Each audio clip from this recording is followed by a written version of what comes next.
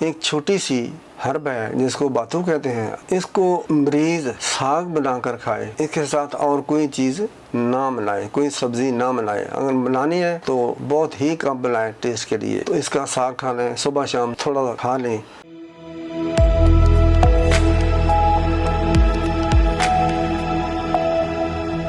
अस्सलाम वालेकुम रहमतुल्लाहि व बरकातहू। वीवर्स, आपको आज बर्स के बारे में बताता हूँ, जो कि ये ऐसी बीमारी है नामुमकिनात में से है, लेकिन इतना भी नहीं है। इसकी मेडिसिन तिब्बे यूनानी में बहुत सी है, एक भी नहीं बहुत सी है, लेकिन इसमें बड़ा सब्र चाहिए, हौसला चाहिए, बर्दाश्त चाहिए, वक्त चाहिए। ये जल्दी नहीं जाती। अगर 2-3 साल की हो चुकी है फिर तो ज़रा आसानी से हो जाती है, लेकिन अगर ज़्यादा पुरानी हो जाए तो पुराना वक्त ही चाहिए, ज़्यादा वक्त चाहिए। बहरहाल बर्स के बारे में एक छोटी सी हर्ब है जिसको बातू कहते हैं। इसको मरीज़ साग बनाकर खाए, इसके साथ और कोई चीज़ ना बनाए, कोई सब्ज़ी ना बनाए। अगर बनानी है तो बहुत ही कम बनाए टेस्ट के लिए। तो इसका साग खाना है, सुबह शाम थोड़ा खा लें।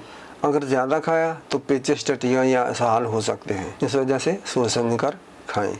नमक मिर्च मामूली बना लें, ये टेस्टी होता है, बड़ा मज़ेदार होता है। तो कुछ अरसा ये करें, खाएं और इसके पत्ते घोटें, पीसें, थोड़ा सा मामूली सा पानी लगाएं, इसकी पेस्ट सी लई सी बना लें। जिस जगह भी बर्स के निशान हैं वहाँ उसको अप्लाई करें। ये पेस्ट, ये लई सी जो बन जाएगी ग्रीन पतली सी, उसको लगा लें। 2-3 घंटे के बाद वाश कर लें।